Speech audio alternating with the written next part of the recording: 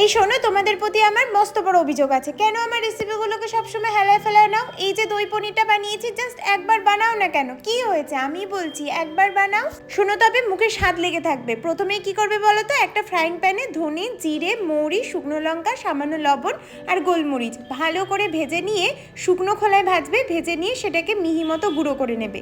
আর ওইদিকে টক দইটাকে ভালো করে ফেটিয়ে রাখলাম। কাজু বাদাম নিয়েছি 10-12টা ঠিকই, তবে অর্ধেক কাজু বাদাম অন্য কিছুতে ইউজ করব। তো পরিমাণ মতো কাজু বাদাম নিয়ে সেটাকেও ভালো মতো করে একটু জল দিয়ে পেস্ট করে নেবে। আর সেটাই দইয়ের সাথে ভালো করে মিশিয়ে আলাদা করে রেখে দেবে। ওইদিকে দেখো সাইডে একটুখানি জিরা রেখেছি। এইবার যে মশলাটা বানিয়েছি সেটাই আর কি গুঁড়ো করে নিচ্ছি। দই পনিরের রেসিপিটা খুব সুন্দর লাগে খেতে। নিরামিষের দিনে আমরা সবসময় চাই একটু অন্যরকম কিছু করতে। নিরামিষ কেন, পনির তো আমাদের প্রত্যেকেরই প্রিয়। তো যে কোনো দিনে এই রেসিপিটা জাস্ট একবার বানাও। পনির নিয়েছি 150 গ্রাম মতো, সেটাকে সেই মশলার সামান্য লবণ দিয়ে মাখিয়ে রাখলাম। এইবার তেলের মধ্যে তোমাদের মন ইচ্ছা মতো ভেজে তুলে রাখো। আমি একটু আলগা করেই ভেজে রেখেছি। লাল লাল করে ভাজলেও কিন্তু বেশ ভালো লাগে। এই মশলা মাখানো পনিরের তেলেই দিয়ে দেবো সামান্য জিরে, কাঁচা লঙ্কা আর আদা গ্রেট করে রেখেছি সেইটা।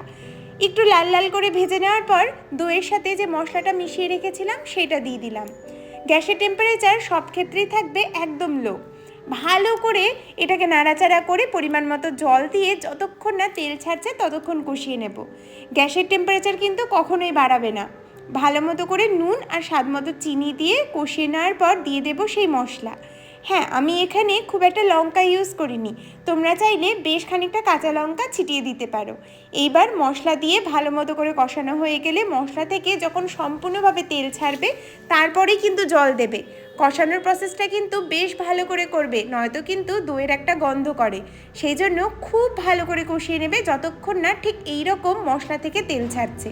তারপর চাইলে একটু নারকেল দুধ দিতে পারো অথবা এমনি দুধও দিতে পারো। আমি এখানে উষ্ণ গরম জল দিয়েছি। সেটা দিয়ে ভালো করে মিশিয়ে নিয়ে দিয়ে দেবো পনিরের গুলো। এই রান্নাটা কিন্তু একটু গায়ে গায়ে হয়, ঝোল ঝোল খেতে ভালো লাগে না, একটু কষা কষাই হবে।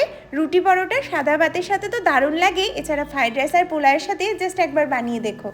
এর উপরে একটু ভাজা কাসুরি মেথি দিয়েছি আর তার সাথে গ্যাস বন্ধ করে বেশ খানিকটা ধনেপাতা কুচি, গরম মশলা গুঁড়ো আর 1.5 চামচ মতো গাওয়া ঘি দিয়ে নামিয়ে রেখেছি। এর যা গন্ধ বেরোয় তা আমি বলে বোঝাতে পারবো না। দুর্দান্ত স্বাদ হয়, একবার বানিয়ে দেখো আমার কথা শুনে। এত তো রেসিপি ভুলভাল সব ভাইরাল করে দাও কেন বলো তো? এই রেসিপিটা একটু ভাইরাল হতে পারে না? একবার গরম ভাতে জাস্ট বানাও না কেন। কালারটা দেখো কি দুর্দান্ত এসেছে, কোনো রকম কিন্তু হলুদ ইউজ করিনি। সত্যি কথা বলতে এই পনির চটজলদি যেমন হয়েও যায়, তেমনি